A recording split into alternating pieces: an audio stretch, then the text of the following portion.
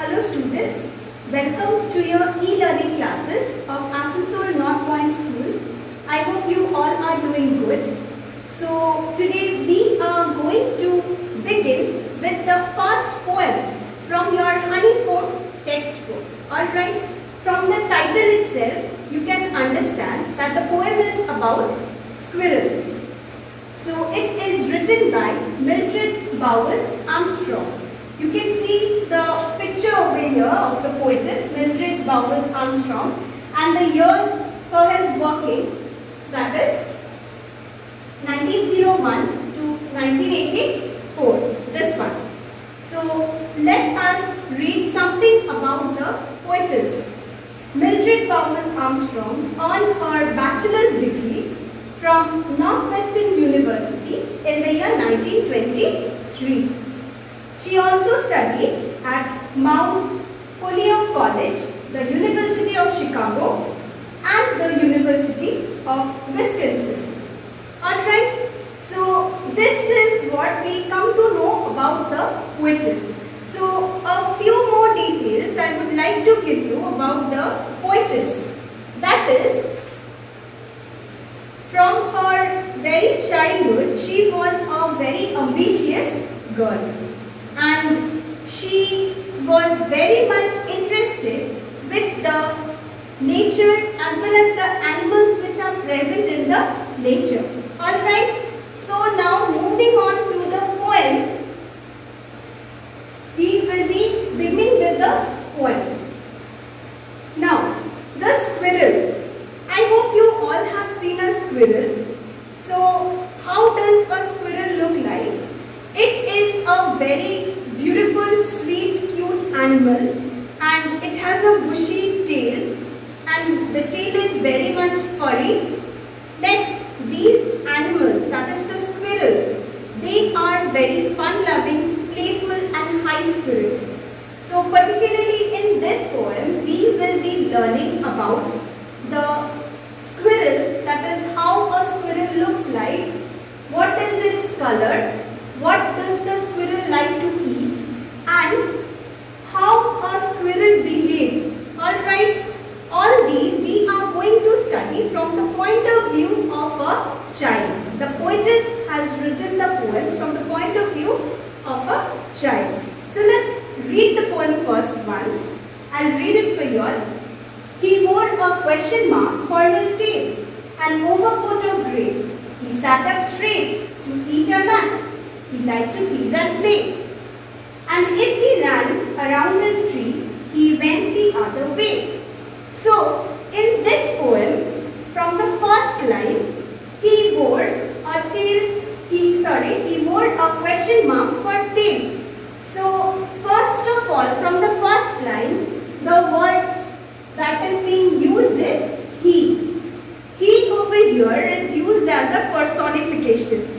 Because whenever we are talking about any non-living thing or about any animals, we always refer to it as we refer to it as it. But specifically in this poem, the word he is being used because it is being compared to a living person. Alright, now next, he wore a question mark for his tail. You can see from this picture that the tail of the squirrel is just like a question mark. Alright, so it seems that the tail which the squirrel has, as if instead of the tail, the squirrel is wearing a question mark. Alright, an overcoat of grey. Now, what is an overcoat? Overcoat is a woolen garment which we usually wear during the winter season in order to keep ourselves warm. As I have told you that the squirrel is very furry, so it seems that the squirrel is wearing an overcoat which is of grey color. But in reality, the color of the squirrel is grey and the fur which is there upon its body, it is compared to a overcoat, as if the squirrel is wearing a grey color overcoat upon its body. Alright, now he sat up animal, they have a specific sitting posture while they are eating something. Same here, whenever you will find a squirrel is sitting somewhere and eating something, whether it's a nut or anything else, you will find that it sits in a straight posture, in a straight position, and then it is eating nut. Nut is the favorite food of the squirrel. Okay? He likes to tease and play. Now, squirrels, what do? They are very playful. They are very cheerful, happy animals. Every time you will find that they are running about here and there in the garden. Okay? So, the poetess, along with his friends, one day he was playing in the garden.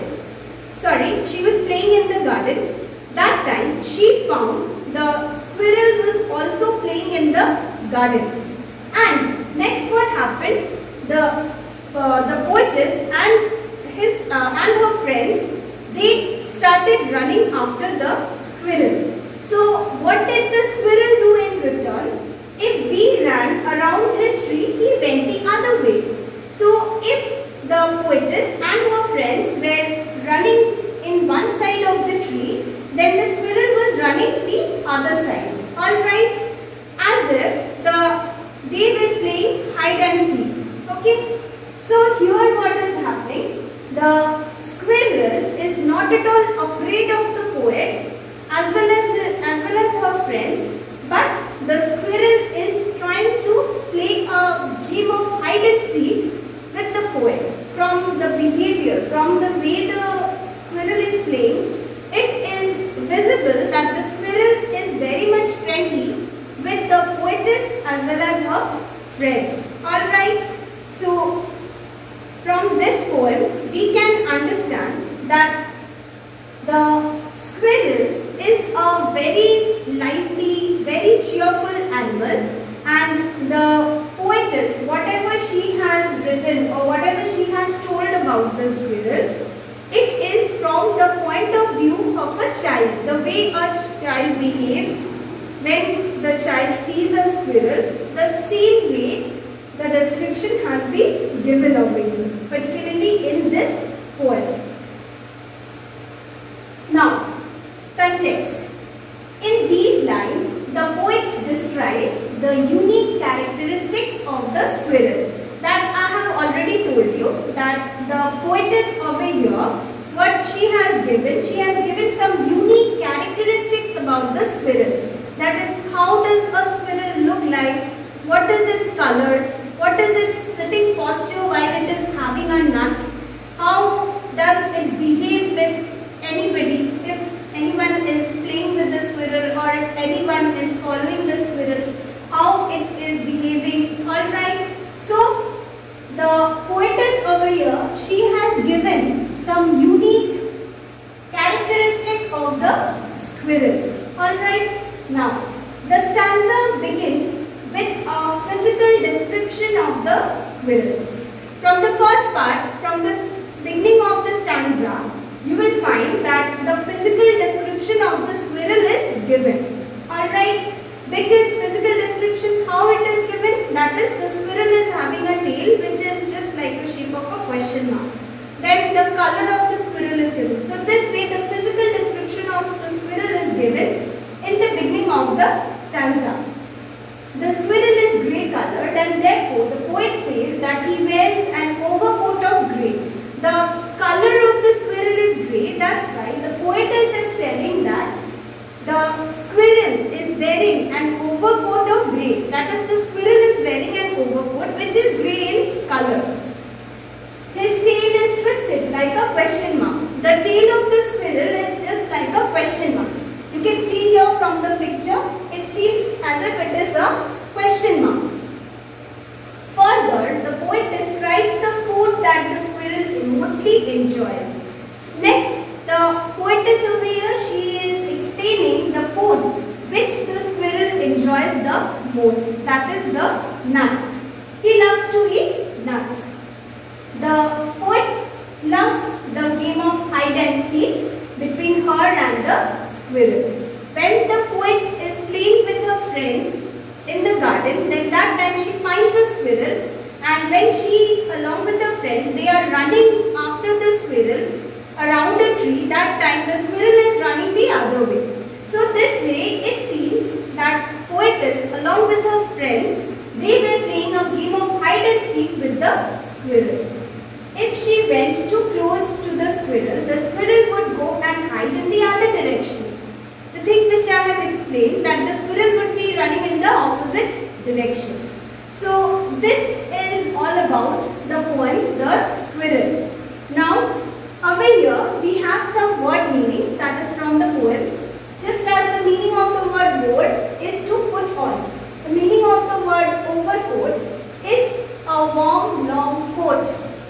The meaning of the word tease is to make fun of. And there is one phrase which has been used in this poem, that is tease and play. This means to make fun and to enjoy the activity. That is how the way the squirrel is behaving, how it is enjoying the activity which is being done with the squirrel, how the poetess is playing with the squirrel along with her friends. This is what it has been told.